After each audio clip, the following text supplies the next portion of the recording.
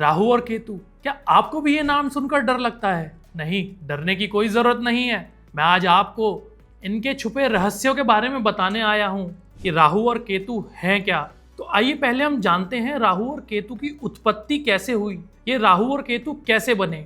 जब समुद्र मंथन हुआ देवताओं और दैत्यों के बीच में, उस समय पे जब समुद्र में से अमृत निकाला गया तो भगवान विष्णु ने मोहिनी रूप बनाकर देवताओं को तो अमृत दिया, परंतु दानवों को वो एक सिंपल पानी पिलाते रहे। यह बात स्वर्ण भानु नामक राक्षस को पता चल गई और उसने भगवान विष्णु के साथ भी छल कर दिया। वो देवता का रूप बनाकर देवताओं की सेना में जाकर बैठ गया और उसने भी अमृत पान कर लिया। जैसे ही उसने अमृत पान किया तो चंद्रमा और सूर्य ने भगवान विष्णु को उसकी कंप्लेंट करी कि ये देवता नहीं, ये दानव है, ये हमारे बीच में बैठकर आपको भी छल गया। भगवान विष्णु ने अपना सुदर्शन चक्र उठाकर स्वर्ण भानु की तरफ फेंका और उसका सर एक जगह और धड़ दूसरी जगह पड़ा रह गया। तो उसी को हम राहु और केतु बोलते हैं।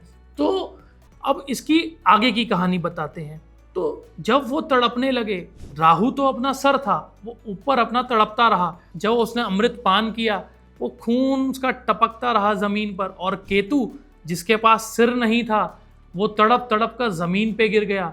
उस समय माता लक्ष्मी आई, उसने उसे उठाकर भगवान विष्णु के चरणों पर रख दिया और कहा, तुम्हारे पास देखने का कोई रास्ता नहीं है, इसलिए अब तुम सिर्फ और सिर्फ हरि पद को भजो और तुम्हारे पास कोई भी रास्ता नहीं है। तो ऐसे में राहु क्या करता है?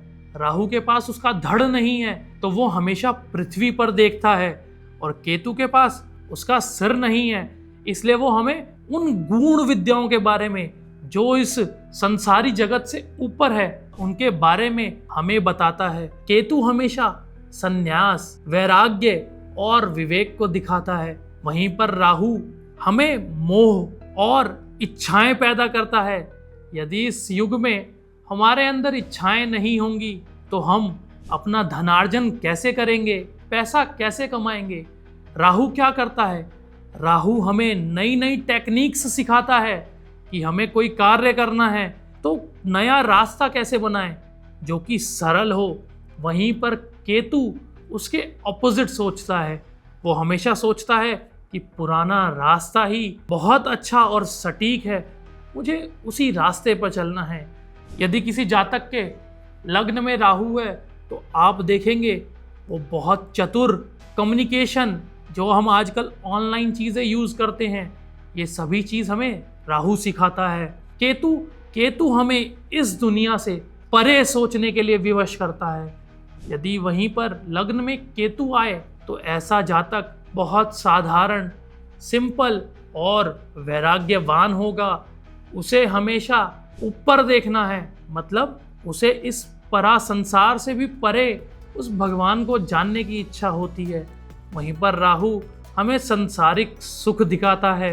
यदि हम संसार में जी रहे हैं तो इनका होना, अच्छा होना बहुत आवश्यक है। बहुत से लोगों का ऐसा मानना है कि राहु हमेशा गड़बड़ दिखाता है, परंतु ऐसा नहीं है। कुछ स्थानों पर राहु बहुत अच्छे रिजल्ट्स देते हैं। कई बार राजा को रंक भी बनाते हैं और रंक को राजा भी बना देते हैं। तो अब हम ये जानते हैं कि राहु हमारे दिनचर्या में किस तरीके से अपना रोल निभाता है। तो राहु का काम क्या है? हर चीज को जल्दबाजी से करना, उसमें पेशेंस नहीं है। तो ऐसा जातक जिसका राहु लग्न में हो तो उसमें पेशेंस नहीं होगी। उसे हर कीमती चीज इस धरती की अपने पास चाहिए। यदि वो किसी कंपनी का एम्प्लॉय है तो वो ज्यादा से ज्यादा ये कोशिश करेगा कि जो उनका बॉस है वो सिर्फ और सिर्फ उनकी बात माने, वो अपनी बॉस की बात नहीं मानेंगे। क्योंकि राहु के लिए एक और चीज बोली गई है, राहु जितना बाहुबल स्वयं मंगल के पास भी नहीं है। राहुर बाहुबलम करो तो सततम, ऐसा हमारे नवग्रहों की स्तुति में लिखा गया है। राहु एक ऐसा प्लेनेट है जो सिर्फ और सिर्फ प्लैनेटरी पोजीशन में छाया ग्रह है। यही सोचिए, यदि वो अगर अपने पिंड रूप में होता तो वो और क्या क्या कर सकता था। जिनके लिए वो शुभ है उन्हें वो राजा भी बना सकता था, और जिनके लिए वो अशुभ है तो उन्हें कंगाल भी कर सकता था। पर आप घबराइए मत, ये तो हमने जाना राहु के बारे में। अब हम बात करते हैं केतु के बारे में। केतु हमेशा हमें विवेक प्रदान करता है, जिससे हमें सोचने की शक्ति प्राप्त होती है, और तो और हमें भगवान की तरफ, जो हमारा मेन मोटिव है कि हमें इस जीवन और मरण के चक्कर से छुटकारा पाना है, वो केतु प्रदान करता है। केतु हमेशा एक चीज अपना सोच के चलता है कि मुझे कहीं भी जल्दबाजी नहीं करनी। जैसे आपने कंपनियों में देखा होगा, एक एम्प्लॉय है जो आराम से अपना काम करता है और अपने बॉस को दे देता है, और बॉस उसकी वाहवाही करते हैं कि उसने तो मेरे को काम सही समय पे करके दिया। वहीं पर एक घर में 2 बच्चे हैं, एक राहु प्रधान एक केतु प्रधान। वहां पर माँ और पिता सबसे ज्यादा केतु वाले को प्रेफरेंस देंगे, वहीं पर राहु उसका मोह और बढ़ाता रहेगा, सोचता रहेगा कि मेरे माता पिता दूसरे वाले भाई को प्यार ज़्यादा करते हैं और मुझे प्यार नहीं करते।